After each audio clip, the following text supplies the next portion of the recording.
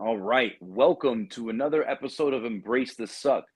Tonight I have Ivan with us. He is a 8412 currently out in the field out there in Mickrick with you guys. And I'm just excited to have him on because I met him like 3 or 4 years ago. We had a quick interaction at a staff and CIC course. He gave this bomb ass class about digital communication and social media and stuff like that, do's and don'ts. And I remembered him from that moment. And then all of a sudden, I think like 2 weeks ago, we got caught up in Facebook and Instagram and started talking about what's going on with the podcast. And I invited him on, and here we are. So Ivan, welcome to Embrace the Suck. Hey man, I appreciate you having me on, bro. And yeah, I remember that mustache has only gotten better since I met you. And yeah, keep it going. I'll be there one day too, man. Yeah, no doubt, man. So one of the reasons why I'm excited to have you on is because I've been very limited with being able to have 8412s on. One, because I don't know too many, and two, it's just it can be a hard thing to do, especially when the spotlight's on a lot of people, and having conversations like this can be difficult, right? So I'm thankful for having you on here. So what I wanted to just dive into with you was, especially because of your last role, I really just wanted to talk to you about, in today's climate with everything going on, how do we use the digital communication the right way, and how do we use it to our advantage as an 8411, as a staff in COIC, like things like, you know, how do we use our RSS page for, getting, for pool events, or for, trying to get appointments, or for, talking about that best poolie. Like, what are some things that you've learned along the way that you can share with us that you think are really going to help, grow that page, and help grow the RSSs, and the RS as a whole in that digital communication world. So my previous role, I was the marketing chief for the First Marine Corps District, and not to throw shade, but the Marine Corps was pretty slow in transitioning to recruiting with social media and coming out with those TTPs. And it's not because we're not innovators or anything like that. It's just the Marine Corps hasn't had an issue recruiting in the traditional sense, and there just wasn't an immediate need to get into that role. Whereas a lot of the other services, they dove into that head first because they knew in order to keep up with the times and to maintain that recruiting strength, they had to do it. So, Mm. but in the short time that the Marine Corps has done it, I think we found our niche. Just dealing with Wonderman Thompson and what they're able to put forward on the commercial side and the branding side, and then the Marines being able to capitalize on some of that stuff through the training of the Max and the Wonderman Thompson reps. I think it's huge for the community. We just got to figure it out and start capitalizing it as much as we can. Mm. So, but what specific questions did you have? Like, how to make it So work or yeah, so I guess my question is that, like, there's so many different ways to go around it. Was I'm gonna be honest, I never really, like, so what I did when I didn't use DCs until probably like my third year on the duty, and that by that point I was already a staff in COIC. So honestly, what I would do is I created this Instagram, and then I would literally just I would go through my list scheduling card, through my lists, and I would hit a kid up and just be like, "Yo," that's all I would say, and I would wait for them to respond, and then they would respond with, "Yo, what's good?" And then I would just talk to them and bullshit with them, and then let them know, like, "Hey, I'm Stats Sergeant with the Marine Corps." Like, and that worked for me, like, because I would just say, "Yo, what's good?" I wouldn't, because I've seen other recruiters who start off with this long blurb, and then it's like, okay, well, you're soliciting to me, I'm not going to bother talking to you. So for me, I was like, okay, you know what, I'm just going to say, "Yo, what's good?" and and that became a thing, and people would answer back to me and stuff like that, or later on in the day. So, like, that's, I guess, one of my questions is, how do we utilize the DC in the correct way? Because I feel like a lot of these things that are going on, if you look at a lot of these RSS pages, or a lot of these, like, individual recruiter pages, some of them, like, in my mind, are like very unprofessional. Like, some of the ones that some of the ones that I've seen, I'm just like, I don't know about that. So, like, what's the left and right lateral limits? Like, what should you be doing on a DC? how should you be engaging with people, like, and what ideas do you have, or what's worked for you in the past? Got it. So first, I'm gonna just lead off with for any specifics on how to make it work. Get with your recruiting instructor. For anybody in the ARI, RI position that has those questions, there's every district has a marketing chief that has their own TTPs that work for that specific region, that specific area. And then Okay. obviously we're bound by MICRIC order and the digital engagement policies and stuff like that. So Mm, that's where I would tell everybody to go first. However, got you. I'm here right now, so just to throw it out there, what you were talking about with the long paragraphs, right? Understanding the difference between an opening statement and an engaged statement. And if the recruiters on the streets, look into their MC3 skill set utilization, they'll see that engaging without rapport is a wrong turn. So those Mm, engaged statements right off the bat are incorrect. We should not be speaking about the United States Marine Corps in the first interaction we have with an individual. So if you like transition that to like a telephone call, you're not picking up the telephone and saying, "Hey, Mr. and Mrs. So and so, this is so and so with the United States Marine Corps. I'm trying to reach Billy to see what his future plans are." Da, da, da, da, da. You're not hitting them with the whole engaged statement. You're yeah, saying yeah, yeah, hello. You're hitting them with the hello, good morning. How you yeah, yeah, doing yeah, today? How's the weather outside? Like, oh, yeah, yeah. how's, How are how's you? Billy been doing Yeah, with school? You know what I'm yeah, yeah. saying? So you got to build that rapport before we even get into that engage. So um, I think that idea is lost because people are behind, their phone or computer, and they're it's difficult. They don't figure out how to build rapport that way. They're just trying to get in Mm, and get out because they can hit so many people at one time. It's more mm. about the numbers than about that making that connection with the individual.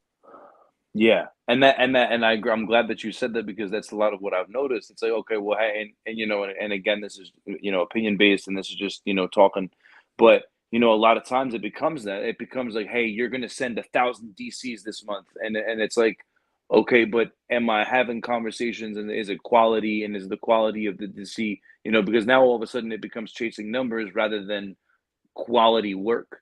And and that's the thing, is because, like, realistically, if you put somebody on for, say, 100 DCs a day, like, somebody legitimately can knock that out, in an hour, if that. But if you're not targeting the prospecting areas the right way, then that's a problem. So if you're not using the DC the correct way, that's an issue. And then you have your DC numbers flying through the roof.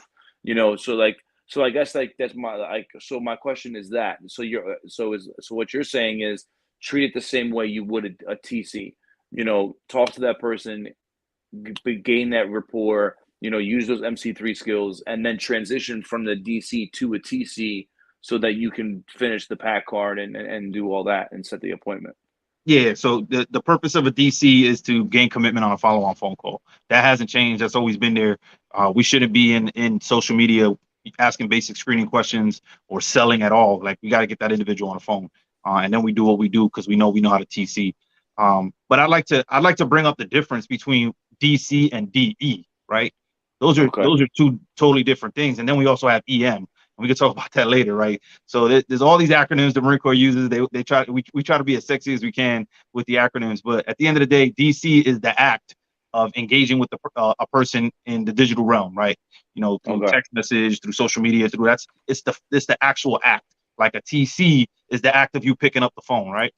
But then we have DE, which is digital engagement, and this is where we have to focus our effort, because if we're not creating a place, if we're not creating a persona, an image of the Marine Corps in our social media, we're doing ourselves a disservice, because we're pretty much killing our DC before it even starts. So what Yeah. digital engagement is like, look at your RSS Instagram. If that's what you predominantly use to prospect, then your Instagram got to be tight, Yeah. because if if somebody hits me up on social media and I don't know who it is, the first thing I'm gonna do is go to your page and see what you're all about. See who the hell is this hitting me up. So if the content isn't there, if the credibility isn't there, if you're boo boo recruiter, you might as well just, it's like getting hung up on. That kid's not even gonna respond to you. So Mm, understanding the DE and making sure that we have that platform built up before we even try to put a number to a DC, we have to do mm-hmm. that piece first. Got you. So, okay. So how do you, so when you say that, like, what are your suggestions on that? Like, are we using, like, on the Instagram platform, like, are you using more stories, more reels? Are you like doing pulley of the month type posts? Are you doing like what type of posts do you like? Where or would you say, okay, hey, this is what my RSS is going for? Like, how do we make that page look the best that we can to actually get people to look into that, to look into it? Yeah. So to be honest, the people that do this the best are the ones that do it on their free time too, and that's that that goes with anything, right? If you're used to it and you're comfortable in that space, it's an easy transition to work in that space. So Hmm. what I like to teach is kind of just the basic fundamentals for that individual that might not be so savvy with social media, because that kid that's already got 20 30K followers on Instagram on his personal account, I'm not going to teach you anything right now, right? Yeah, Just transition that to your business account, keep the same mindset, just maintain the professionalism, and you're going to benefit from that. That's pretty yeah, much what I can say to that individual. Now, for those other cats that aren't good with it, or for that RSS page, that station commander that's trying to figure out how to get it rolling, I would just tell them we have the enlisted recruiting process. The enlisted recruiting process, we're supposed to be using DE to assist us in the enlisted recruiting process, right? So the first step in the enlisted recruiting process is obtain names. So teaching your recruiters how to obtain brand new names from your social media, from your digital engagement, and that's going through your police comments. Your kids that just graduated recruit training. You see that comment of a kid that's like, "Hey man, I'm proud of you. I knew you could do it." That I'm hopping in there and I'm like, "Hey man, you're proud of them, but what has made you proud in the last 2 years in your life? How can we make yeah. you proud? How can we, and getting in there and finding these individuals that might not already be on our list and building those lists, right? So that's the first step is that piece. The second step is the prospecting piece, and that's the DC, right? So we obtain names, then we prospect those names. So prospecting those names, we're already good at that. We know how to get on a computer, find all these individuals, and get at them. But it's the next few steps that I believe are the key to our digital engagement platform, right? We'll skip the screening because we shouldn't be 100% disqualifying somebody off their social media posts. But Yeah. the next piece is sales. Like you have sales posts. And I find like a lot of the stations, they post a lot of stuff on their social media that isn't relevant to what they're trying to do as a recruiter. And at the end of the day, that's just unproductive time. So Yeah, yeah. what I like to teach the recruiters is every post that you have that's a sales post should always tie back to a benefit tag. And that'll Mm, just help you plant that seed. So when that individual comes and you go to slap tags, there's one of those benefit tags that's going to glow just a little bit more in that individual's mind, yeah. and they're going to have questions about that because they've already been exposed to that, right? Courage, poise, Mhm. self-confidence, technical skills, education opportunities, everything you post on social media, you can tie back to one of our benefit tags. Everything. I mean, Yeah, if you want to put a goofy post about something we do, goofy in the Marine Corps, and your police are just clowning around, that's pride of belonging to me. yeah. You know what I mean? Like you can tie anything back to a benefit tag, but the key is don't be afraid to say it. Like right there in the Mhm. in the in the description of your post, just say, "Hey, proud of belonging in the United States Marine Corps takes many different roles, takes many different shapes," and then talk about that. But you have to say the word. You can't just be vague about what you're trying to do. Hey, this post is technical skills in the Marine Corps. So when that individual Mhm. comes in for that sales presentation, they already hip to the game. They already know some of the questions and they already understand the lingo that you're about to hit them with. So Gotcha. beyond sales, now you got the delayed entry program, and these are all things that should be triggers with your social media. If somebody deps, the first thing you should be thinking about is, all right, how can I highlight this individual on my social media? So he deps, I Yeah. need to create a post on that individual. I'm tagging his family, I'm tagging his friends, I'm tagging his educators, his coach, his school. I'm tagging everybody because I want to put it out there that this individual just made a change in his life. He just made probably the biggest choice he's ever going to make in his life. He just made it at a 17, 18, 19 years old. Mhm. So I want to put that Yeah. out there and I want to get that information out to as many people as I can to get them commenting. One, it's service after the sale. It provides that kid immediate feedback of people being proud of him and making that decision. But it also highlights to other people that are like him that, oh wow, if he did it, maybe I can do it too, right? So Yeah, yeah. that's that piece I think we're missing there. Now moving forward after the delayed entry program, after depping, excuse me, we have the delayed entry program. So that's another trigger. Every time we have a pool PT post, we should be creating content about our pool PT, what it is that we do in the delayed entry program. And it could be something as simple as, highlighting a poolee that went from, 0 pull-ups to 5 pull-ups. It could be highlighting Yeah. the actual pool function. And then I teach the recruiters yo, post that before your pool function, 4 or 5 days before your pool function, and use it to entice people to come out and work with a Marine, work out with a Marine, come hang out with us and get those referrals rolling in, right? And tell your poolies to Mhm. share it and all of that stuff, right? So Yeah. your pool function, boom. So you already have your sales post, you have your debt post, you have your pool function post. You know, once you go for the pool function, now you got your shippers. We got to ship them to recruit training. We should be highlighting every single kid that ships to recruit training because we're showing those educators, those friends, those family members that he's gone through the process and now he's about to step foot on those yellow footprints and tackle the challenge of becoming a United States Marine. And that's Yeah. mightily important because a lot of these kids need to see the full transformation from the day, he walked into the office to the day he gets on those yellow footprints. And then not only that, but when he comes back, that CDR. So once he graduates, highlighting all those kids that graduate. But then I like to take it a step further with the CDR piece. And at the end of the day, every Marine in the Marine Corps, till you get your DD 214, you're a CDR Marine. And I would reach back out to those kids in the fleet. You got that sergeant stationed in Hawaii with, a family, a wife and 2 kids living on the beach. Why not highlight him as a CDR post? Because at the end of the day, his teacher is probably still in the school and would appreciate knowing what happened to Johnny that death, 3-4 years ago, and providing Yeah. that full circle picture of, from the day he was in the delayed entry program. He went from 0 to 5 pull-ups. He went to boot camp. He graduated, buzz cut, looking skinny in his Just Blues, and now he's a family man in Hawaii, coming from the hood in Brooklyn. You know what I mean? Like I Yeah. think that's Yeah. huge to Yeah. show that full picture. And you don't got to do it for every Yeah. kid, but to some of these parents and some of these educators, they're all the same kid. Like they just see a kid and they see that Yeah. transformation, and then they see the kids under their charge and they see, wow, which one of my kids could benefit from that? And that might help you. That might be that one kid that they provide for you to give them some information.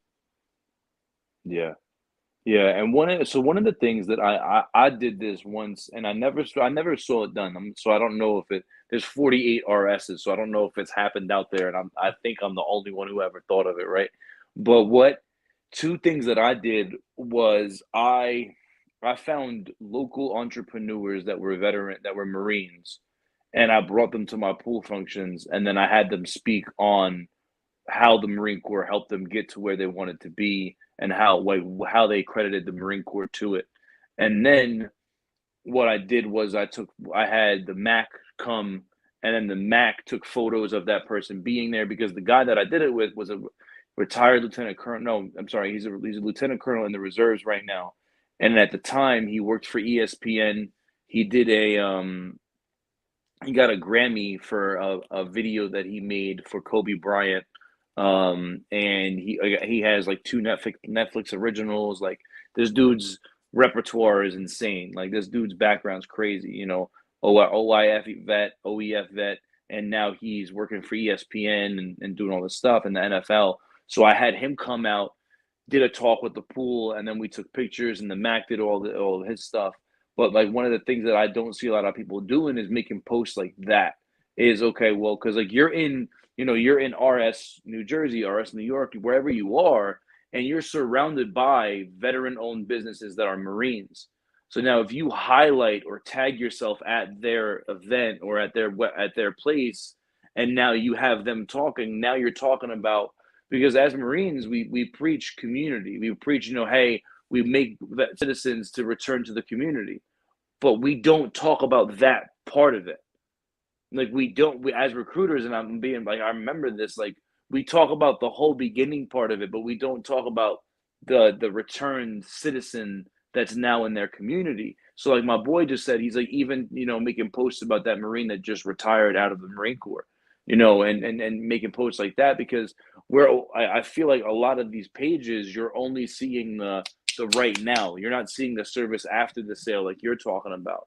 So I feel like that's a huge part that we're missing. And Sergeant Major Cab out in Houston, they just did an event, and what they did with their social media was they had they did an all female pool function, and then they had local female Marines that were entrepreneurs come out and talk to the females at their female pool function and talk to them about what the Marine Corps did for them and how they became female veteran entrepreneurs. And now they're doing it again with males for the next pool function. And then when they do the statewide, same thing. they're bringing in these local veterans to come and talk to about what the Marine Corps did in their lives. Yeah, so I don't know if you were the first one to do it. I'm gonna give you the credit anyway, because if I don't know, I might as well give you the credit, right? It's no skin off my back. But you must have started a trend because I'm seeing a lot more of that now, right? And that's Yeah. dope because at the end of the day, we do have to show that. And like I said, if we're gonna do it though, let's tie it back to a benefit tag. We can easily tie that back to pride of belonging, or more importantly, the benefit tag that recruiters hate selling the most, which is professional development, right?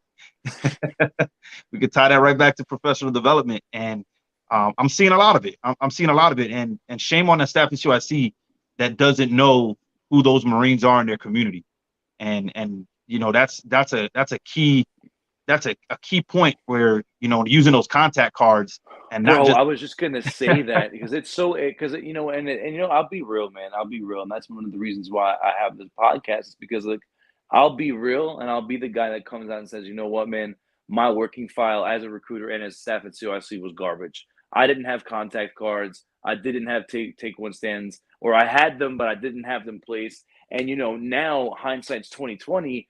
You start realizing that like, wow, man, if I had these contact cards, I'd be a lot better off, yeah, because I remember those because you remember those days where you're sitting at your desk and you're like, yo, I need that hookup at the police station. And I remember I met that retired lieutenant colonel. What was his name? What was his name?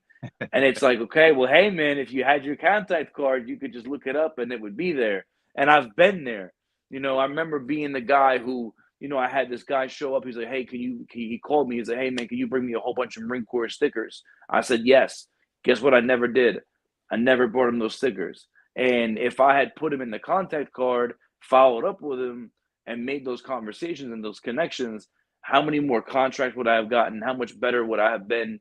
And that's just something that we let slip to the wayside, and we just and that's what a huge part of it is that because a lot of people lose credit to that. A lot of people say, "Oh, McChris this, McChris that," but the reality of it is that like, bro, take one stands are a dying art, but realistically, take one stands are awesome. Like people still grab shit, but it's yeah, like, but you're not paying attention to where you're putting them. You're not even putting them out, and it's like you're losing free advertisement. And it's like, why aren't we utilizing it the way that we need to utilize it? yeah. No, I agree 100%, and I get it, man. I do SRIs, and I go in there. I'm doing these inspections, and all your contact cards were created 3 days before the SRI, and there's a bunch of events in there that I know never really happened, right? But at the end of the day, man, like really, I don't care how many contact cards you have. I just need to know that you understand the purpose of it, and that contact card is not for you. It's for that next recruiter, because Bro. you're gonna put that lieutenant colonel, you're gonna put that contact in your phone, and you're gonna know who Yeah. that dude is. And when you need him, you're gonna make that contact. But then Yeah. once you leave the duty, you're popping smoke. You don't And care your about the and next your guy. phone gets passed off to another Yep, RSS, and passed off to another now says deleted, whatever. So that next recruiter comes in and he's starting at square one. And you just didn't do that brand new Marine on his duty any service. And now he's battling, a family life, a recruiting duty, and that so recruiter that true. came before him left him a So shit true. sandwich that he has to eat. You know what I mean? So Yeah, that's yeah. really what it's about. It's understanding that McChris, systematic recruiting isn't McChris. McChris is just a vessel that we use to track our systematic recruiting process, right? Mm, And you can still be systematic without using McChris, but yeah. what does that do for the next guy that comes in that's taking over for you, right? Like now he's got to start from square one, and it's going to be just as difficult for him Yeah. to pick up the pace and get it Yeah, going. and you're not wrong because it's the same thing when it comes to like the list scheduling card. Like you have a reason, you have this there, it's there to use it, and you have a recruiter who's been dealing with this for 3 years. He knows, okay, I know Sector A. If I make calls at this time to this school, it doesn't work. Okay, he's been doing this for 3 years, so he has it down to a science. But if you haven't put that in the list scheduling card for the new guy to look at, and you don't go over that with him, and you don't do that changeover, and you're like, hey man, listen, on Mondays you never call Ocean. On Mondays you never call Red Bank. You never do this. You never do this. And now, and it's quantifiable data, and it's like, hey man, because now if you don't do that, now this dude got to spend a year figuring out what you already knew, and you could have just told him. But because you didn't have the data in the system, it's like, bro, what are you doing? And Yeah, that's why it's just and it's crazy to me because like when you're on the duty and you're a recruiter and you have your ARI and your RI, and they're like, "Hey man, you need to use your list scheduling card." You're like, "Okay, good to go, aye aye." And it's like, you know what I mean? But that's why I love this podcast, because a lot of people have told me, and I was telling you this the other day, a lot of people tell me, they're like, "Listen, bro, I can hear it all day from my ARI and my RI, but when I hear it on a conversation with two people talking about it makes me want to listen differently." It's kind of like when your older brother says, "Hey man, don't do that. It's gonna be, you shouldn't do that. You shouldn't do that." And you're like, "Oh, whatever." And then you go and do it. But if a friend was like, "Hey man, don't do that," you're like, "Oh, all right, word." So it's like, it comes from a different understanding, not to discredit an ARI or an RI, but like I remember being there and having those people say, "Hey, do this, do this, do this." And sometimes we don't get to whiff them. A lot of times we don't understand. Well, why should I maintain my numbers so well? Why should I maintain my McCris so well? Oh, well, because actually it's going to help you here, there, and there. And now it's like, oh, okay, now I get it. Now I wish I had done that, and Nah. closing out those events and stuff like that. So you talked about it a minute ago, and I don't know if you meant to, but you did. But you made the remark about how some Marines don't like to talk about that one benefit tag, professional development, right? So I made this comment a while back, and I got a lot of flack for it. A lot of people some people got really mad about it, and because I was on a Facebook page, and they were talking about, someone had asked, there was a Marine who said, "What advice do you have about product knowledge?" And I said to him, "Bitch, you are the product knowledge." Because in my mind, and I don't know how you feel about this, especially being an 8412, but like, to me, it's crazy to me that you can have an 8-year, a Marine that's been out in the Fleet Marine Corps for 8, 10, 12 years, show up on recruiting duty. You put benefit tags in front of them, and you're like, "Hey man, talk to me about leadership management skills." And they look at you and go, and it's like, "Bro, you've been doing this for 12 years, dog. Like, how could you not speak to me about this?" So that's why, to me, it's like, okay, I get it. Like, there's other product knowledge out there, right? But realistically, in my mind, as a sergeant, staff sergeant gunny, you are the product knowledge. You're living, breathing product knowledge. Like, all 12, you realistically should inhibit every single one of those 12 benefit tags, or at least you've dealt with it some point in your career. So like that's my question for you, is like, what's your excuse me, what's your take on that? Do you agree with what I'm saying? Do you like, and also, what have you found to help people get out of that box? Because so many people have that issue of being able to take what they knew in the Marine Corps and now translate it to a benefit tag, and to translate it to an interview process, and to go from exploring to enabling. A lot of people have that issue. So how do we help them get past that? Yeah. So I can say with almost 100% certainty, right? And I can't say 100 because there's always that one cap, but nobody joined the Marine Corps to be a recruiter. Amen, amen. So that, if we can understand that, right, and then also understand that every person comes on the duty with the idea that they're gonna be successful. If we can understand those two things, I think we can have a good foundation to get the ball moving in the right direction with these cats. Um, and our recruiters are coming out here younger and younger. So there's not a lot of experience they have to draw from in regards to product knowledge. So a lot of their product knowledge is going to be spoon fed through either the macabre, the recruiters in the office, or that staff in CIC. So that takes time. That first interview is not going to be filled with sexy product knowledge. Yeah, Um, yeah, yeah. but I think the key is teaching these cats that when they speak on something that they know, speak on something that they have experience, to capitalize on that and put all the passion into that, because you're going to sell that kid on one benefit tag, and that kid's going to end up joining the Marine Corps not because of the tag, not because of the macabre, but the person in front of them and the passion that they put into selling them on the United Mm, States Marine Corps. amen, So amen. that's the advice I would give: is focus on what you know, put all the passion into that, try to relate stuff to what you know, and what you don't know, reach out for that information. Get with the other Marines in your office. Usually it's a smorgasbord of different MOSs in that office. There's a bunch of stuff you can learn from everybody, and then that staff in CIC should be the master salesman in that office. Not always the case, but he should be that master salesman, or at least somebody that can get you to that next level, move you up the peak performance model to to figure out, where your niche is and what you're going to be good at. And I tell recruiters to be successful on a duty, you only got to be good at one or two things. You don't got to be good at everything. That's going to get you through the duty. It's going to get you through the duty successful and get you home in time to at least see your kids and family before they go to bed. So Mhm. that would be my advice, man, is just focus on what you know. Don't try to make it too sexy. And what you do know, put all your passion into it and crush it. Yeah. So that's a question that I have for you. With everything going on, there's a lot of times where people come right off the bat. They come from BRC and they get thrown right into the staff and COIC BIC, right into that billet. So what advice do you have for that person? Because and I'm glad that I was never this person because I feel bad for that person if I'm honest because I don't know how I don't know how I would feel, and I'm actually going to do an episode with a buddy of mine that I met because right now that's his story. He came from BRC, he's a staff in COIC, and now he's at staff and COIC training right now. So like you just said, that staff in COIC in that office should be that subject matter expert or at least enough to get you to that peak performance. But the thing is, though, is that when you have someone who just came from BRC and now they're pushed into that realm where they don't have the MC3 experience from being a recruiter and they don't have the follow up interview experience, they don't know how to really accurately do staff at USC follow ups. Like, what advice do you have for that person, and how do they get better quickly? And like, what advice do you have for them? Because fortunately, it's gonna happen, and especially in today's Marine Corps, where they're trying to push people to do Marine Corps recruiting even more.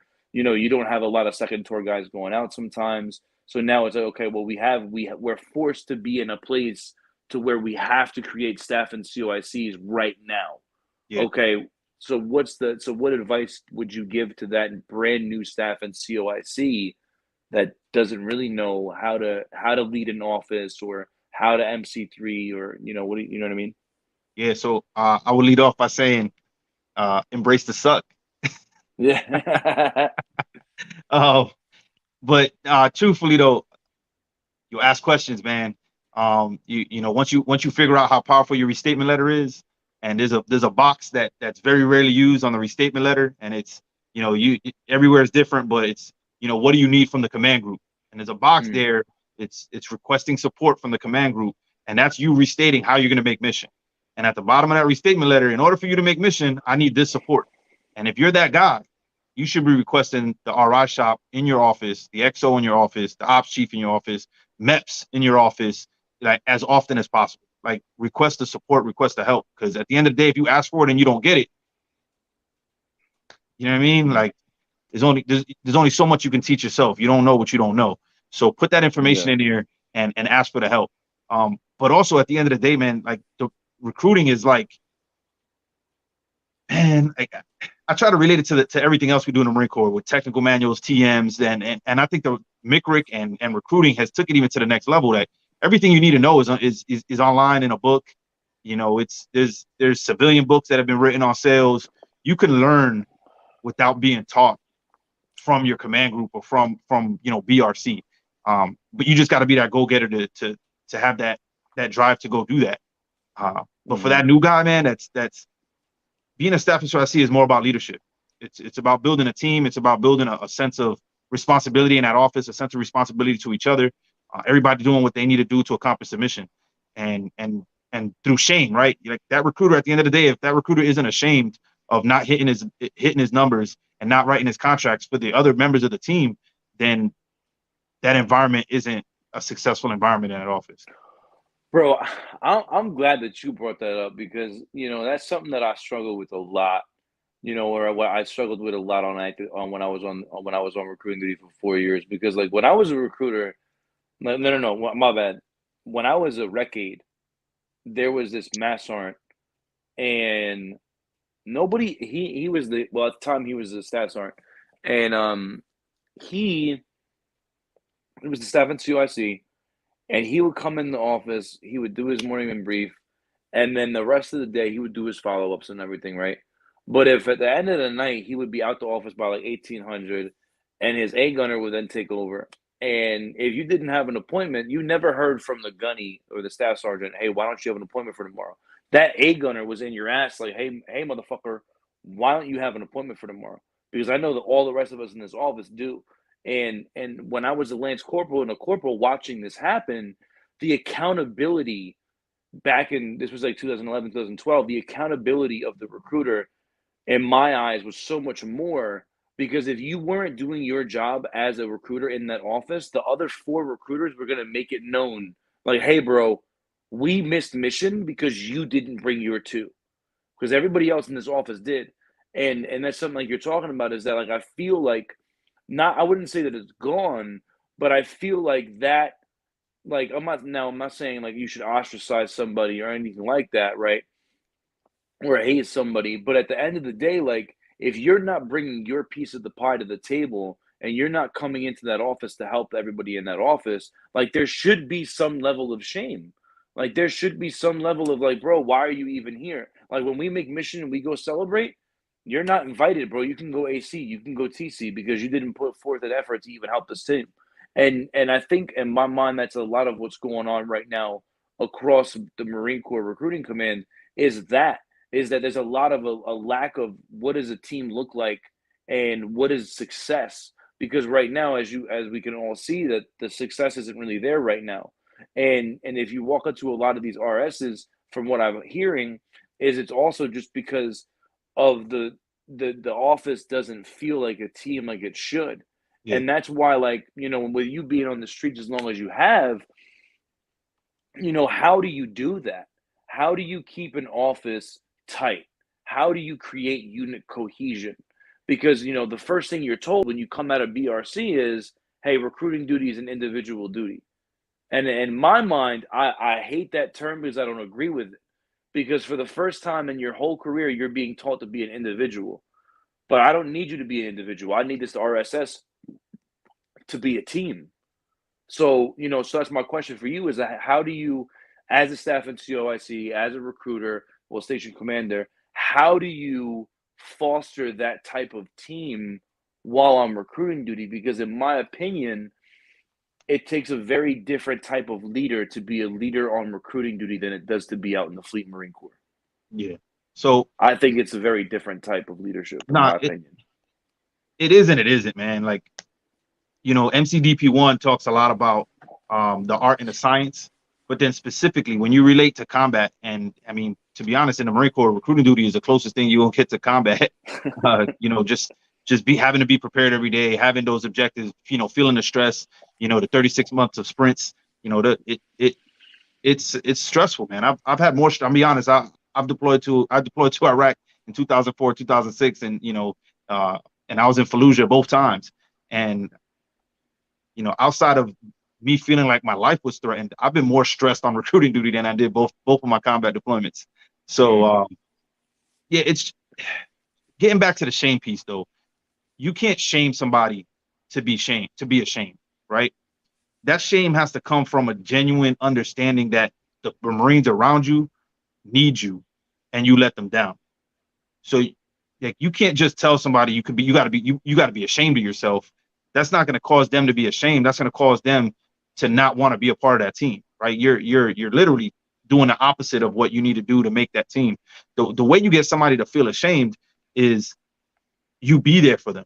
You give them all the tools, you give them all your energy, you give them 100% of what you got every single day.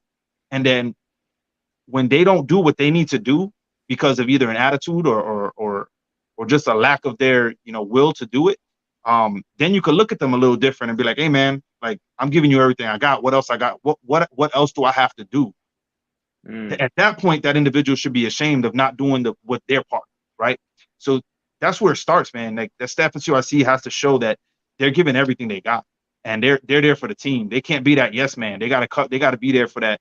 To be that man in that office, to be the umbrella from the bullshit that's coming down from all angles. Where everybody thinks they're important, everybody wants to have a say in how we conduct business in our office. But that staff in CRC has to take the reins and be the owner of that office, right? So I think that's kind of the big piece that the station commander needs to know is that there's going to be a lot of this. It's a huge fog of war, but they have to have a clear sight picture of their Marines and understanding where those Marines need to be at the end of the day and driving them to get there. And then they'll appreciate you at the end of the day because you've invested that time into them. Yeah. Yeah, my So, bad. I'm just reading the question on the screen here. nah, you good. Surprised me. It just popped in. Yeah, it's my boy Anthony.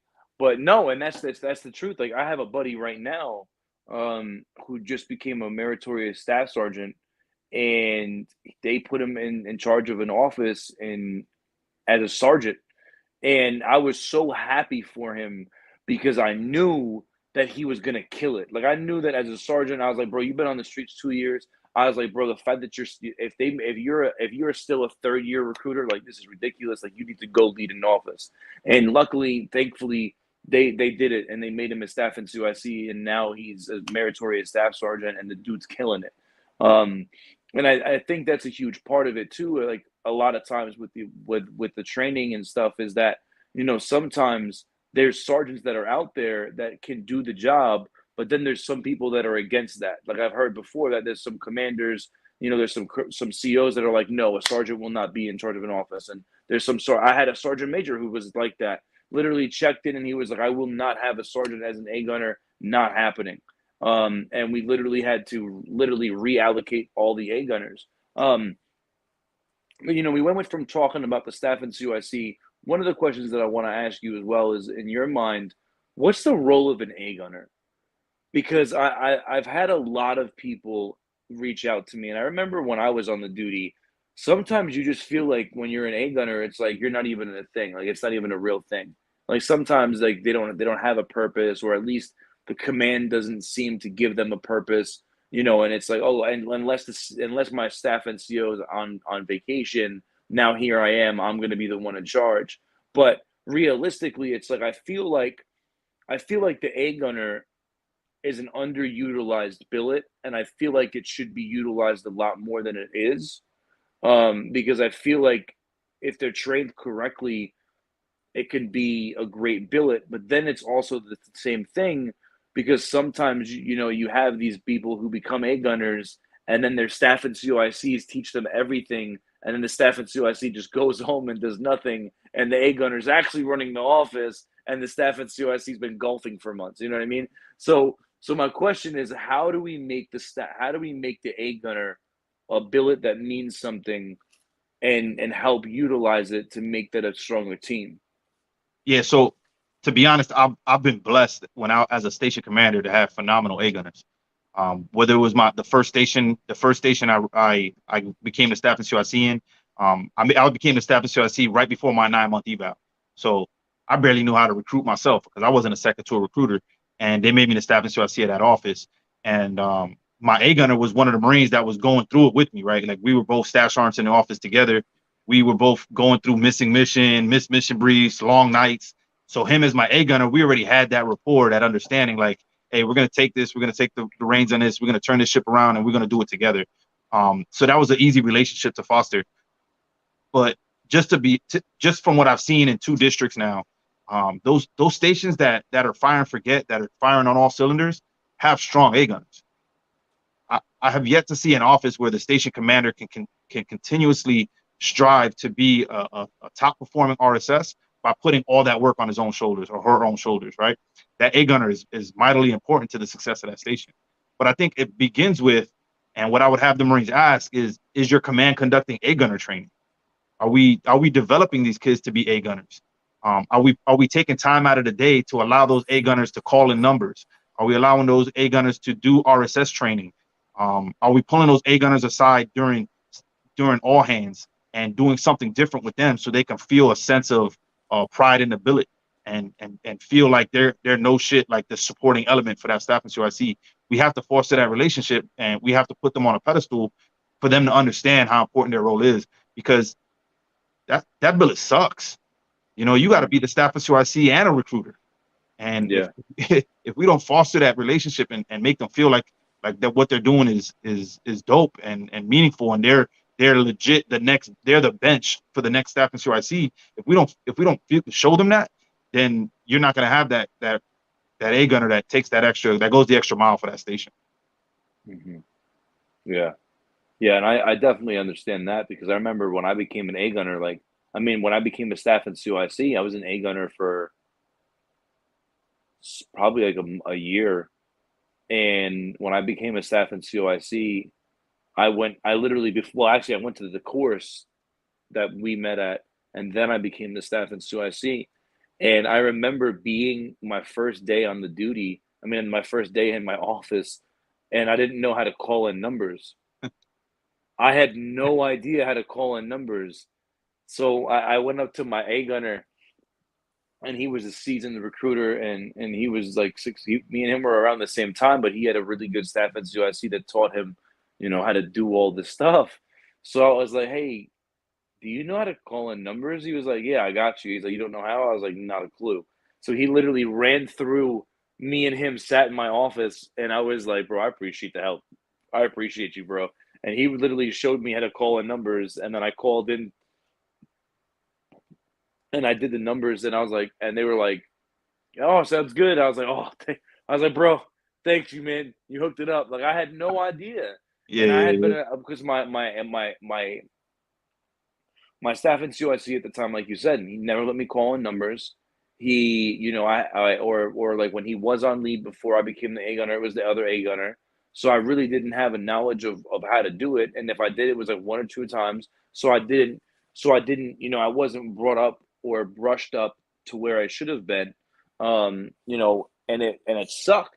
And that's why it's crazy to me that, and that's why it's like, because there's a lot of A gunners out there who don't take pride in being an A gunner because, like you said, there is no RS training for the A gunner.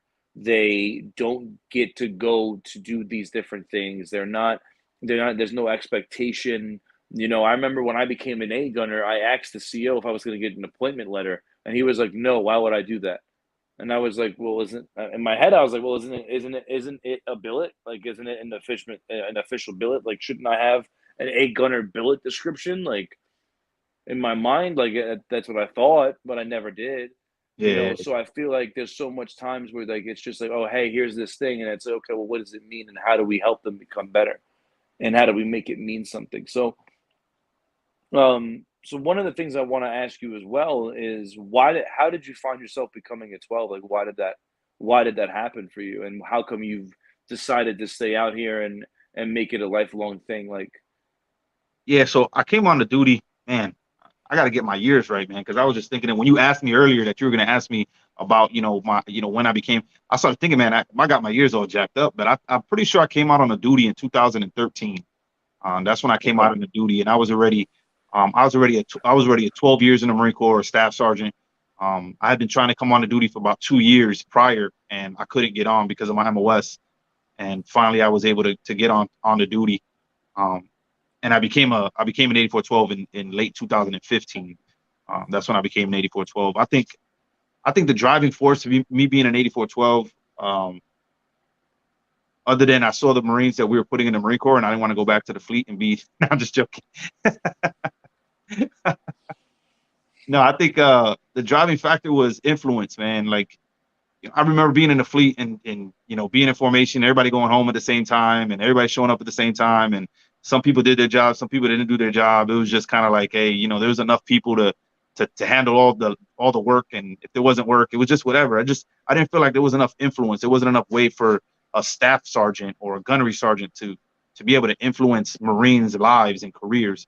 And story is, one of my recruiters, my A gunner, when I finally left RSS Flatbush in Brooklyn, New York, was Sergeant Ragudo, and he was an infantry guy. He had so much time in the Marine Corps that he was looking at hitting service limitations, and we needed to get that Marine meritoriously promoted. And in the fleet, I can say, hey, just listen to me and I'll get you meritorious promoted, but we know how the allocations are out in the fleet. It's damn near oh yeah, impossible to say I'm gonna get you promoted. And I was able to yeah, look that Marine in the face and be like, bro, we gonna get you promoted, right? And he was, he was recruited a year. He was meritoriously promoted to staff sergeant. He was able to lat move into an MOS that he didn't even qualify for.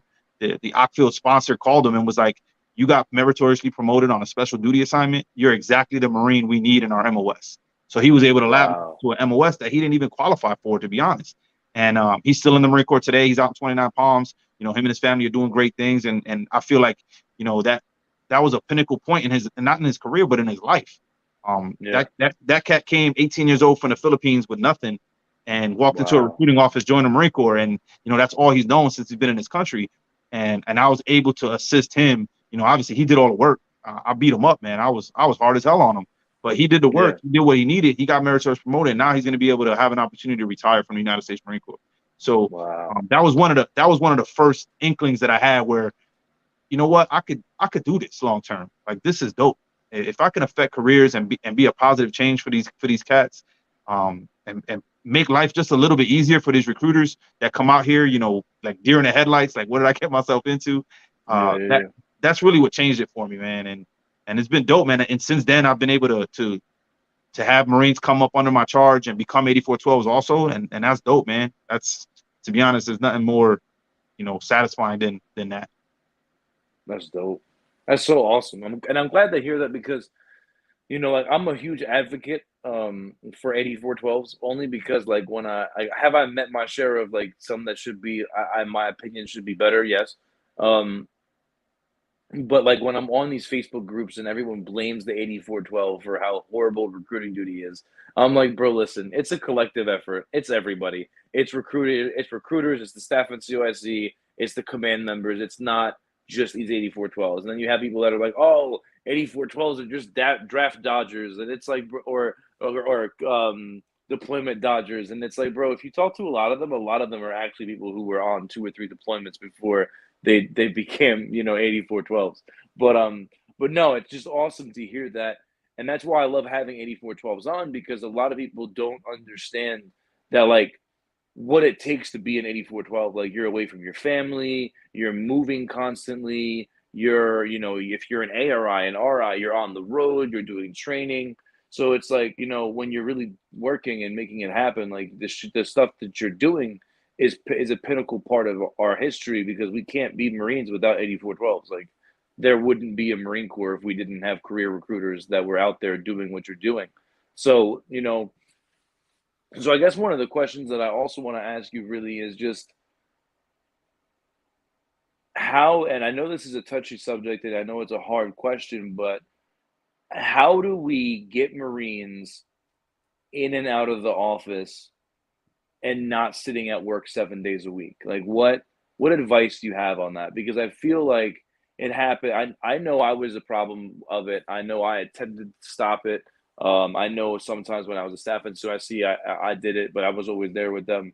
But it's like, you know, right now, like you have, you know, RSs that are horribly failing, and they're still working 7 days a week, and it's like, okay, well, at this point we need to realize that working 7 days a week isn't making mission, because clearly we're not making it. So how do we?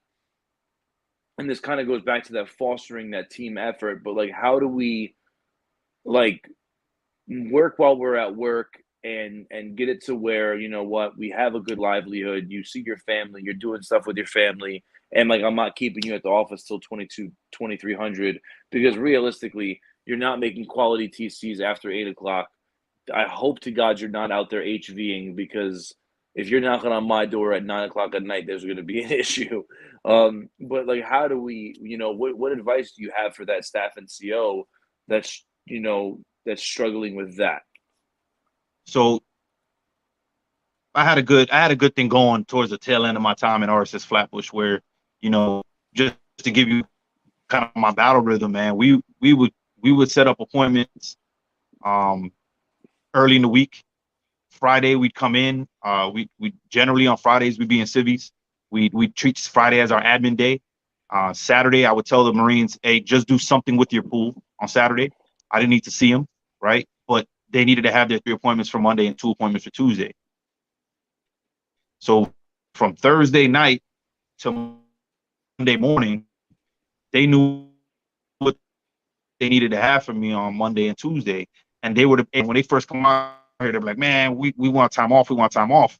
Um, Shame on you if you get time off and actually know what to do with it, right? Because well, recruiters time off, they never quality time duty. Whatever time you're not, like, if you take a day or 2 days or you take leave, you're just is focus on doing what you need to do so you can have flexibility with your time, because that's really what they want, right? If you could get up in the morning and tell the staff and see, hey, I want to take my kids to school this morning. Hey, go ahead, big dog. Or you know what? Hey, I'm going to take at 1300 for an hour and a half, and then I'll come back to the office and wrap up my appointments. Hey, big dog, go ahead, take care of that, right? Because you're where you need to be. That, I believe, is where I realized with my Marines, it was what kept them going. Them having the ability to have that flexibility with their time. And how we do that is understanding diminishing return, and don't believe the hype. Like, there's certain things you just can't work more to get a result. That diminishing return is there. Like, who the hell are we to make phone calls at 2100? Like, that's disrespectful in some places. Like, if you call somebody's Yeah. house at 2100, you're literally creating disinterest and objections that your recruiters are going to have to Amen. overcome. So, like, what Amen. are we doing at that point, right? I get it. Some of these Yeah. big cities going out there ACing, and you got the night shifts, you got the overnight crews, and we're talking to them, right? Like, that's cool. We did that too. We were on a Yeah. train late at night and trying to get those last, because we understood that the mission has to be accomplished. Above all, the mission has to be accomplished. So Yeah. I think that's the big thing, is that diminishing return piece. I see a lot of guys that they're having recruiters in the office at 6 o'clock in the morning, and that recruiter is having an appointment, an interview at 1900. Where's that recruiter's mental state at 1900 if he's been in the office since 6 o'clock in the morning? Bro, How are that's we what I'm expecting that saying. individual to conduct a sales presentation? So And yeah, and those a points that I'm quality just like, and that's what I'm saying. I'm sorry to interrupt you, but like that's what I'm saying is nah, like, go and ahead. how do we correct? And that's my thing is like, how do we correct that? Because like that's the worst thing is that like okay, it's been talked about forever, but it still happens. And then you have and me being real, then you have people who are like, I heard about this too. I was talking to a very close friend of mine who's an RI the other day, and I was talking to him, and I asked him, I said, hey, Master Guns, I was like, you're one of the only places that are in MCRIC right now that are making mission. I was like, how the fuck are you doing it? And he straight out was like, easy, bro. I was like, how? He said, I give my station commanders, not staff and COICs. He said, I give my station commanders their mission letter. Then they bring a restatement letter to me and my CO.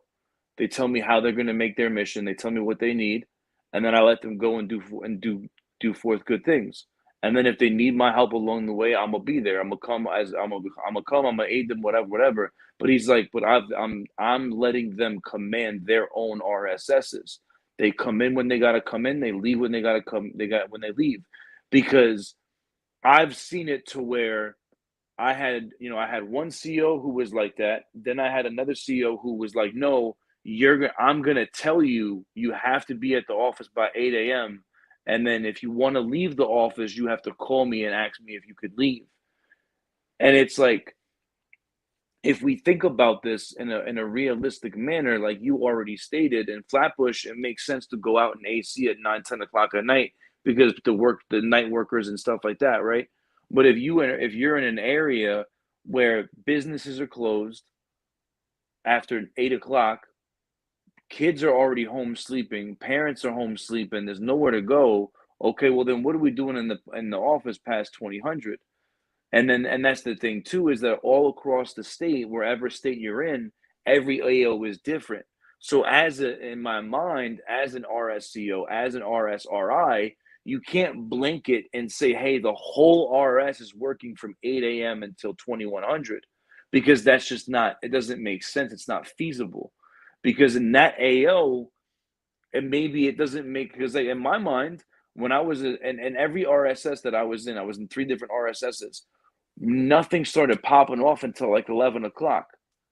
So I would find myself literally in the office at 7:30, and then by 11 o'clock, that was when I was going to table setups, I was going to schools, I was making phone calls, I was hitting the working file, because I realized that if I'm making phone calls at 8 o'clock up until 11, nobody's answering, and the kids are already in school. So I realized, so in my mind, it's like, okay, well, that 3 hours, I could have been with my wife having breakfast. I could have been bringing my kids to school. I could have, like, there was a time period in that day where I could have been in the gym. I could have been this, and this.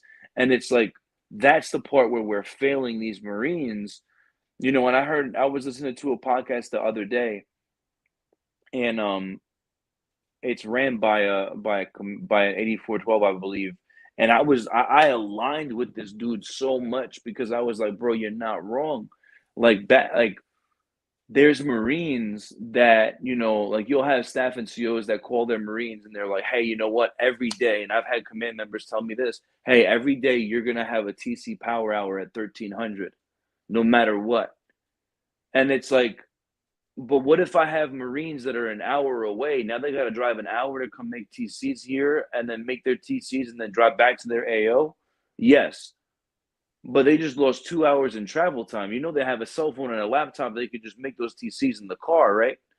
Or they have a printed out list. And that's the thing, is that, like, before McChris, that's how you did. That's how you did your shit. You had your freaking, you had McChris in your binder. You had your shit in your binder, and you would just sit there and make your phone calls in between each AC stop. And it's like, why did we stop doing that? Because now we're wasting time and travel to go from AO to AO, back to the office, and all this stuff. And it's like, where there's these people out there that are like, hey, I'm gonna say, hey, everybody's gonna do this at this time and this time, and it's like, bro, it can't work like that. Like, I heard, I had a Marine who reached out to me, and he was like, my CO just made the whole RS make TCs every day at 8 a.m. to 9 a.m. for the next 90 days. And I was just like, I don't understand that. I don't know how that would, and I'm like, that's just like, no, who's answering the phone at 8 a.m. in the morning? Yeah. And Unless you're working a working file, I don't understand how that could physically make sense. That's just running up your numbers to get no answers. no, I agree. So I, I've always been a I've always been a proponent of understanding your prime prospecting times. And I try to drive that into these guys' heads. It's like, if you know a certain time isn't a prime prospecting time, you should be embarrassed if you're trying to prospect during that time. Because what are we doing? So during those non-prime times, like in the morning, right? We got to do something in the morning. If you're not in your high school, greeting those kids as they walk into their school first thing in the morning, uh, you should be in the office calling that working file, utilizing that working file, calling individuals that you have their cell phone number and you've already engaged with that individual and have a rapport with them, that when they see your number, they're going to pick up the phone. That's the key, right? We shouldn't be, 9 o'clock in the morning. I mean, there's certain areas where that works, but we Yeah, shouldn't blanket statement saying, we need to start making TCs at 09 if we know that's going to create disinterest that recruiter is going to have to overcome later. yeah, It's so, I can't say whether it's good or it's bad, but I can say is it is very situation dependent, and we need to have a firm understanding of that AO. We need to have, that list scheduling card needs to be, analyzed for when we make contacts, when we make appointments, when are our appointments coming in, when do we get our no shows? Because that's a big thing, right? If I call somebody at 8 o'clock in the morning, they're just trying to get off the phone with me, I'm gonna probably be able to schedule that appointment. yeah. You know what I mean? Because like, yeah, Yo, boss. Yo, I'll do boss. I whatever the got hell you five for want me to do. tomorrow. And then I'm calling him Yo, tomorrow at boss. 1300 to try to get him in the office. And man, that phone goes straight to voicemail. Yo, I'm telling you, even with my civilian job, I work for a college now. Bro, I probably won't make my first phone call until like 1 o'clock. I start my day at like 8 o'clock. From 8 o'clock until like 1 o'clock, I'll just send out text messages. I'll send out emails. I'll send out, follow ups. I'll reach out to people just through text messages and follow ups, and I'll get appointments off of that. And then I'll start making my phone calls at like, 13, 1400. I won't, because I noticed when I first got there that I was making like 120 phone calls, in the beginning part of the day, and it was getting me nowhere. And then I just stopped doing it. And my director was like, "Hey, why did you stop making phone calls in the morning?" And I was like, because look at my numbers. I was like, for the past 6 months, I made phone calls for in the morning and it did nothing for me. But now I'm just text messaging and messaging people like follow ups and I'm getting them to come back. I was like, so why am I gonna cause that disinterest that I don't need to cause? And I could just have and even like I'm using that what you're talking about is what I'm doing now for my civilian job because it doesn't make sense. Like, and that's the thing too, is that no one thinks about that as a parent. Bro, I don't have teenagers yet, but if a recruiter called my house at 9 o'clock in the morning, I'd be like, bro, why are you, first of all, it's Saturday, I'm trying to sleep in. Why are you calling me at 9 a.m.? That's the first thing. Then if it's during the week, you're calling my cell phone and I'm at work because you know that you don't have, and that's the thing too, and that's why I think a lot of what happens on the duty is that we're not we say we're working, but we're not working. Oh, I was at work from 8 till 22. Okay, well, you were there, but were you working? Yeah, you at work, but are you working? Exactly. That's And we argue about that all the time with the recruiters, man. but So so so I wanted to talk about that. So you're talking about the appointments and when you're scheduling appointments like that. So for the recruiter on the street, I would challenge them to do the math. Um, to do the math because everybody likes to drive their recruiters to 2 appointments a day, right? That's the big thing I'm hearing everywhere. My recruiters need 2 appointments. everywhere. It's a blanket statement. Everybody needs 2 appointments. Okay, whatever, cool. I would say analyze your numbers and figure out how many appointments you need based on how good you are on the duty. Because some need two, some might need six, some might need one. Um, Yeah. but what I'm trying to teach these guys now, when I go into these offices, regardless of what you tell them they can go home with, right? I don't care what that number is. You're gonna command your office. So if it's Yeah. two, if it's one, whatever it is, I don't care. What I'm trying to teach them is they should have a plan to generate 3 appointments every day. And those 3 appointments, one is from your working file, one is from your programs, and one is from your cold prospect. So Yeah. what I'm saying is there should be a plan in place to generate an appointment from each one of those Mm. areas. And what you're going to find out is if you do the math, a recruiter on the street in reality needs to write maybe 5 to 10 contracts a year from cold prospecting. That's it. Yeah. 5 to 10. The rest of your contracts should be coming from your working file or your program utilization. And if you analyze it and you break down your numbers, you realize if you're spending 90% of your day cold prospecting for Hmm. 5, 10, 15, 20% of the contracts that you need to write that year, you're gonna burn out. Yeah. You're gonna burn Yeah. out.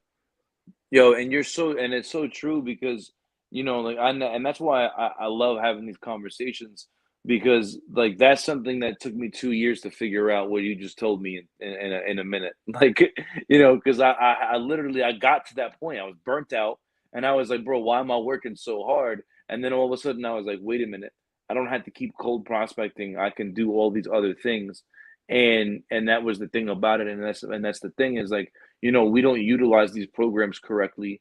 We have all these other things that we have to our advantage, but we're not utilizing them. And sometimes we're not taught how to utilize them, and or we're not taught, or we're just not reminded by the staff in COIC. And sometimes that's what it takes. Hey, motherfucker, the whole office right now is going to spend 2 hours going through their working file. Nothing else. Go through your working file.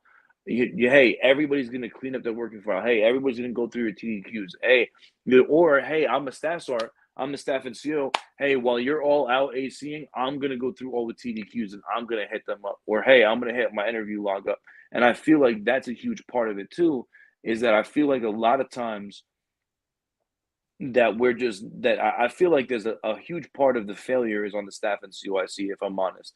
I think a lot of times these Marines are out there doing so much of the work, but the staff in CYC isn't.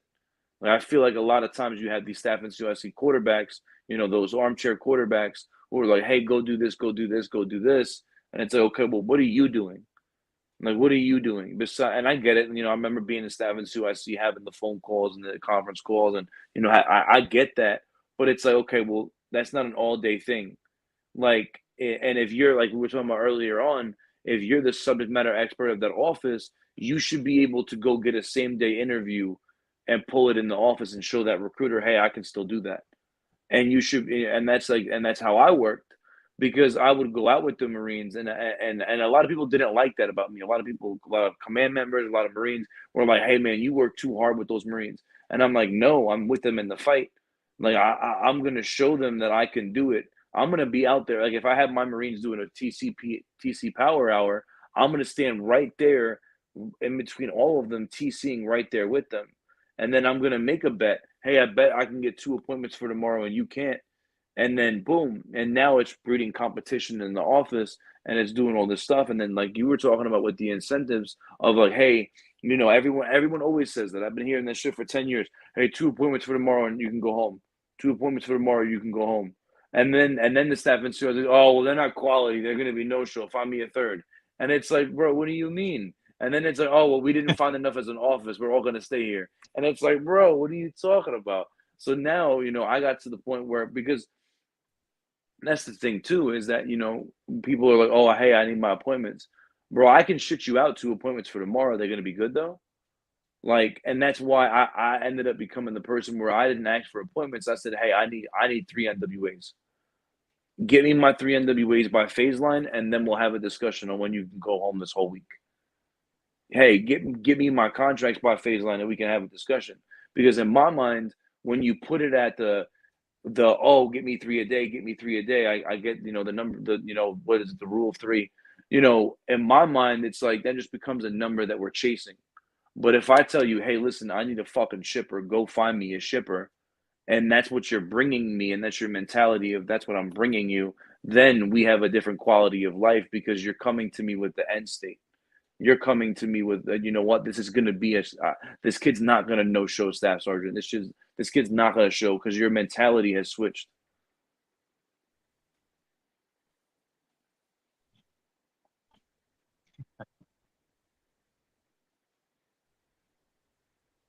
If you said anything, I can't hear you. I'm losing you. Your connection. I try to impart understanding. Hope. His internet. Yo, we about to. His internet connection is going bad, but we're gonna finish this up right quick as soon as he hop back on. Yo, I appreciate everybody for listening. The CEO commands, but the enlisted runs the office.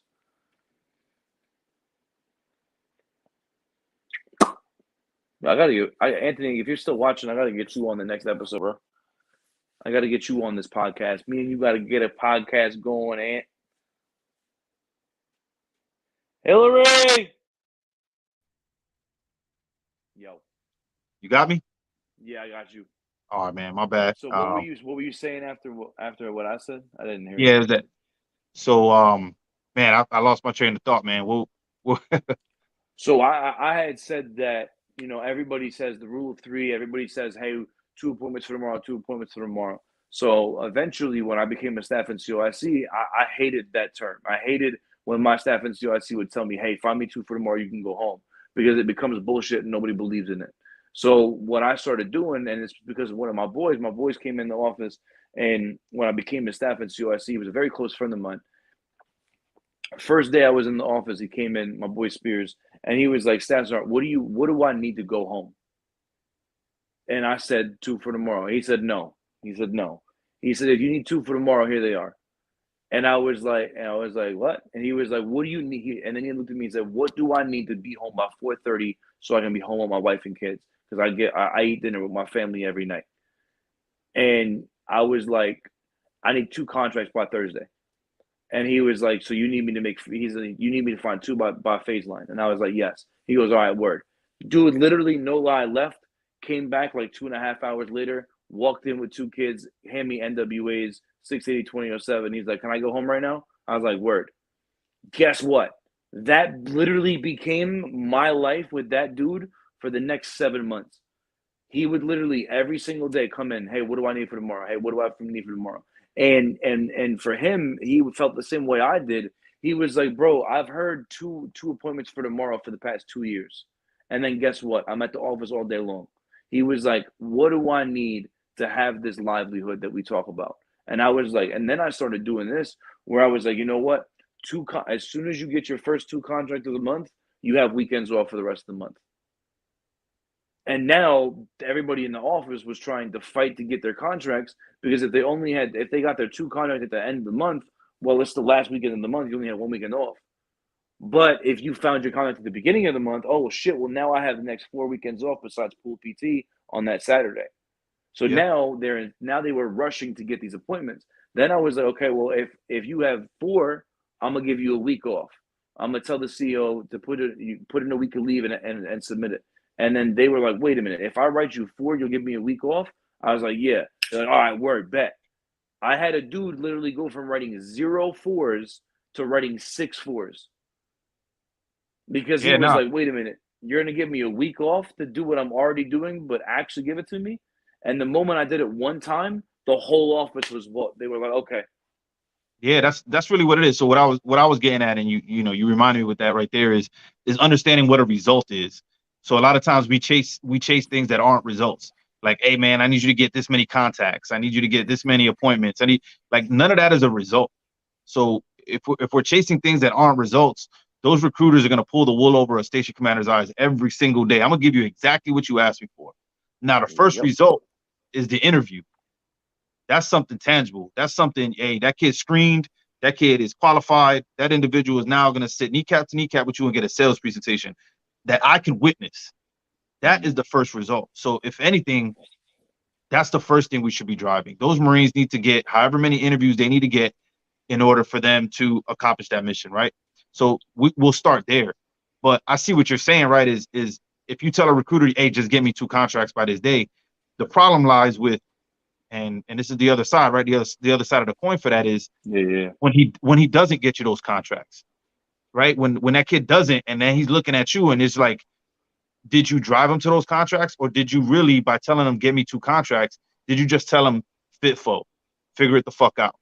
Yeah. Because that's not the type of leadership we need on this duty, because a lot of these No. Marines Yeah. aren't Yeah. going to be Yeah. able to figure it the fuck out. So you got to be able to draw it back all the way to Yeah. how Yeah. many Yeah. contacts Yeah. they need, how many appointments they Yeah. need, those Yeah. interviews. Now we got to get in the weeds with those interviews and provide that support, so they can figure out what they need, what that means when you tell me give me two Mm. contracts. They need to know Yeah. what that Yeah. means. Yeah. Yeah. So the goal is to get that recruiter there, right? Because now he's other developing. He could teach somebody else how to write 2 contracts. Now they're at peak Mm. performance, right? Where that's that kid that you can say, yo, just give me 2 contracts and he's fire and forget. But the problem Yeah. is the majority of recruiters that we get on this duty won't ever get to that point in the entire 36 months Mm. that they're out here. So that That's so sounds true. cool for that 1 or 2 cats that you might have your entire time as a station commander. Shit, your entire time as an 8412. Yeah.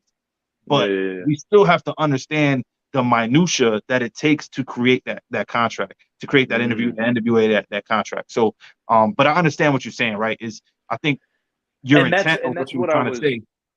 Yeah, and now that and that's why I'm thankful that you're here because that's why I love having someone, as an 8412 that's intellectual like you are because that's the point, right? I said something and you're like, hey, listen, I know where you're going with that. I know what your intent is, but hold on a second, we gotta think about it like this. We gotta peel it back, right? And that's the thing with me is that like, like you were just saying, the Marines, they're gonna give you what you ask for. So, and that's why what I hate is when people start saying, hey, meet 100% of your objectives. Okay, well then you're only asking for 100% of the objective, and then when the result isn't met, there's a problem. And that's the thing is that and that's why it's okay. Well, how do we make mission? Hey, you know what? Make sure you hit your hundreds TCs today, or if a Marine, say a Marine has his 2 appointments for tomorrow, right? And now all of a sudden you're looking at the dude's numbers, and he has 2 appointments for tomorrow, but you look at his TCs, and it's like, well, you only made 15 TCs. Hey, before you go home, you got to hit your 100 because at the end of the week, I'm going to get a call from ops that you didn't hit your 100% of the TC numbers. And that's a lot of what happens is that we start playing this game of objectives over results. Yeah, And 100%. I see that and 100%, and really that boils down to, is that station commander a station commander, or is that station commander a staff and CIC? Because that station commander is so going to tell what do the you that so station what do you commander is going do to in tell the that ops, so case? hey ops, so what, like you said, what do you need from me so that I don't have to get this phone call again? and a smart ops O is going to tell you, hey man, I need you to override by 1 and get a backup shipper on deck by the end of the week, right? And he said, hey, Roger that. So what you're telling me is, and we're gonna clarify and confirm, what you're telling me is, if I make my Yeah. mission, I override by 1, I continuously give up a backup shipper, you're not gonna give a shit about my prospecting. Roger that. Yeah. Because man, it's a game, man. It's a game Yeah. because you you have to figure out what the carrot is. You got to figure out what drives each individual station, each individual Marine. Some Marines like Hmm. awards, some Marines just want time off. The majority of Marines just want you to leave them the fuck alone. You got to figure that part out. And once you know Yeah. what that is, you're gonna get what you need to make mission, and that Marine's gonna get what they need out of this duty, which is a successful tour. So and I've met a lot of obsos, man. They smart cats, and the majority of them, they just want to win like you. They have a lot of power though. Those there's power in numbers, and numbers tell a big picture, but it doesn't tell a whole picture. And Yeah. you got to be able to fill in the blanks with that opso or that ops chief, and allow them to realize what your station needs to be successful, so that you can help the RS be successful. That's really what it boils Yeah. down to, is bridging that gap. Got you. Word, man. So one of the last things I really just want to ask you is like right now, currently on the duty, what advice do you have for everybody who's navigating these waters, right? There's a lot going on with the COVID, there's a lot going on with M-roads. Like, what are some things that you've noticed in your billets and what you're doing right now, um, to help navigate that, to help adapt and overcome? Because a lot of what I'll be honest, a lot of what I'm seeing and hearing from everybody, it's like it's kind of just become like an excuse, like, oh, we're failing because of we're failing because of COVID, M-roads, and FMAM. Oh, we're not going to make it because of this, and it's like, and if you hear that coming from the command, and then you hear that coming from your staff at COIC, well, now the recruiter, when he doesn't have an appointment for tomorrow, COVID, FMAM, and M-roads, the triple whammy. But then there's people that are still out there killing it, making it happen. So my question for you is, how do we how do we navigate that in today's climate? How do we, what are we doing to adapt to what's going on out there right now? I'm gonna be 100% blunt and honest, man. I am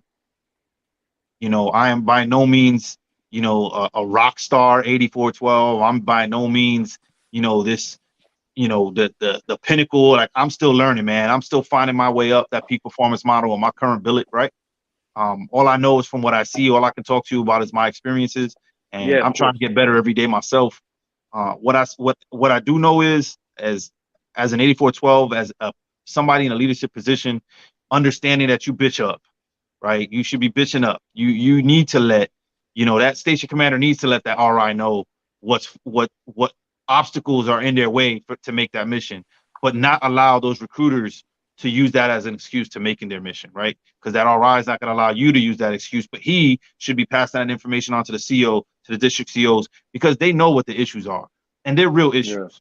Let's not get it twisted. Our restrictions on what we can contract is getting more difficult, and the qualified individuals that we're out there looking for is getting smaller, and that's not a mm, recipe for success. Um, However, the United States Marine Corps continues to kill it, and will we continue? I would hope we are. These next few months are going to be critical with a lot of changes that are happening right now. I would just say, be careful what you create an excuse for, because M-roads and Genesis and all the things that are coming out now that are going to be put in place on the medical side is going to be an excuse, but only for so long. If it's going to be an excuse, there better be a bottleneck there, right? Like with M-roads, everybody's like, oh my God, I can't make contracting mission because all these kids are caught up in M-roads. And then you look, and there's not that many kids caught up in M-roads. If you tell me all your kids are caught up in M-roads, if I look at the numbers and we cleared all your kids and you still ain't making mission, then is the problem M-roads, right? So yeah, it's little things like that, right? Like, it's just understanding, like, everything's gonna take 8412s understand the 90-day cycle. Everything's gonna take 90 days to flatten the curve out and understand what we need to do moving forward. Everything's gonna take 90 days for us to build those TTPs, for us to work through those issues. So Genesis is coming out. I think it hits tomorrow. Um, it's going to take about 90 days for us to figure out the true impact of what it's going to do to the recruiting command and our ability to make mission, right? But what I would tell you is put in that work. I make that be the bottleneck, and force people to have to make a decision on what's best for the health of the military as a whole. And if Mm, you're not doing your job, and anybody's able to turn around and point the finger back at you and be like, nah, man, this ain't the problem, you're just not doing the work, then shame on us. yeah, Shame on us. So that's what I would say is the next 90 days that it's gonna suck, man. It's gonna be rough. We're gonna have to, strap on those boots and get in the fight, just like we've been doing the last few years with COVID. But at the end of the day, it's just another obstacle. It seems like yeah, every single year is an obstacle or something new that's coming yeah, up. yeah, It's yeah, yeah, I mean, it's the Groundhog's Day for 8412s, right? yeah, It's. I mean, I was in New York when they told us we couldn't contract green card holders. I'm like, yeah. that's 35% of our contracts. That's my whole life. That's every kid I talk to What, every day. what I'm in Brooklyn, New York. Where the Yo, white kids at? You know what I mean? yo, So, yeah, man. uh, so that's one thing. And then New York says, hey, we're gonna pay for college. So now that's a whole benefit tag I can't use because college is free in New York now. Oh, Yeah. then nobody wants education But that's opportunities. but that's one but that's my point, and this is like where I'm gonna end it because I'm glad that you brought it up. It's I saw that to my buddy. He's a master guns. He's been on the duty 29 years, about to hit his 30th year. And the other day, he's the reason why I joined the Marine Corps. He was the staff in COIC when I was a poolee. So me and him were talking the other day because he hit me up, and he always reaches out to me and talks to me. And me and him were talking the other day, just talking about like life and Marine Corps, recruiting duty and everything. And he was just like, "Listen, man, I've been out here since '04. Like I've been in the Marine Corps for 30 years. I've been on recruiting duty since '04 or '03. He was like, I've seen it all. He was like, I've done it all. But he's like, what we did every single time? We adapt and we overcome and we make mission and we make it happen. He was like, we don't just keep making excuses as to why we can't make it. And that's my point. Like you're saying, okay, well, guess what? You couldn't kind of green card holders. What were you doing? They were in the working file. And then as soon as you could, I guarantee y'all were like, yo, call my man Jose. Get him in here right now. Like Hell you were yeah, that calling them TDQ all file up. was lit. Like, yeah. But between that time that you couldn't, you were still figuring out, okay, what do I gotta do? Where do I gotta find them for this time period? And that's the thing about it is that like I feel like right now it's just all excuse after excuse. It's not okay. Well, how do we navigate this? How do we overcome it? Okay, Emeralds. All right, word. I got to get their medical docs beforehand, or I got to find out this out. I feel like there's so many things that can be done, but no one wants to do the extra work to get it done. So they'd rather just say, "Oh, well, Emerald." And like you said, okay, well, if you're saying they're caught up in Emeralds, then as soon as they're no longer caught up, well, you should be like 2 months ahead, right? Exactly. Like, And like that's not the case. Because that. so you're right. So, but listen, I just want to say thanks so much, man, for coming out here. And this right here is exactly what I look forward to. And this is why I want to have more 8412s on, because again, if I'm saying anything that's off the wall or off the chain, or maybe I'm saying something and it's not interpreted correctly, I want someone to be able to say, hey, man, I know where you're going with that, but we got to think about this other side of the house. And that's exactly what you did. And I appreciate that. And it's just awesome to see somebody in my mind when somebody like yourself comes on here, right, in 8412, it shows the 8411s out there that I have that are listening that there are 8412s out there that do care about their well-being and that do want to help train and that you're real. And it also just shows the whole Marine Corps concept that we're still together and we want to make things work for everybody and that we do want to change, what's going on out there. So I thank you so much for coming out and being on this. I really truly appreciate this. And I know this is going to be a great episode that gets a whole bunch of people, talking and listening. So just thank you so much. Do you have any last words or anything that you want to leave us with, or any kind of advice, anything like that? Hey man, I thank you for having me on. I'm you probably have a Rolodex of more qualified individuals that you probably could have on here, and you chose me, so I'm honored and humbled by the for the opportunity. Um, I would tell the Marines, man, hey, you have to fall in love with the process, man. You can't just fall in love with the result. And if you could fall in love with the process and understand that this duty at the end of it, no matter how much you struggle, what we go through, it's going to make you a better leader, a better person, a better man and woman. It's going to make you better with the skill steps that you're going to be able to overcome and utilize on this duty. So fall in love with the process and just remember, man, it's mission first, Marines always. And you'll be good, man. Just keep trucking, put your head down, do what you got to do, and reach out because if they can find me in the gal. I'm known on the East Coast, at least 1st and 6th district. I'm out here. There's always somebody out there like me that's got an open phone. You could always hit them up and get that information, man. And just reach Amen. out. We're here to support. All That's right. all. No doubt. Thanks again so much, man. I hope you have a good rest of the night. Enjoy your night, and I'll talk to you soon. Yeah, brother. Peace out, man. All right. Semper Fi. Later, brother. You too. Semper Fi.